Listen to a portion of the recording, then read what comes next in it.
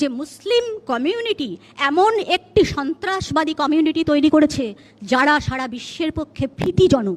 এদেরকে তো আমি বুদ্ধিজীবী কোনো দিনও বলবো না, এরা হচ্ছে মূর্খজীবী। যদি মূর্খ বুদ্ধিজীবী হতো তাহলে কোনো দিন মুসলিম জাতিকে টার্গেট করে বলতো না।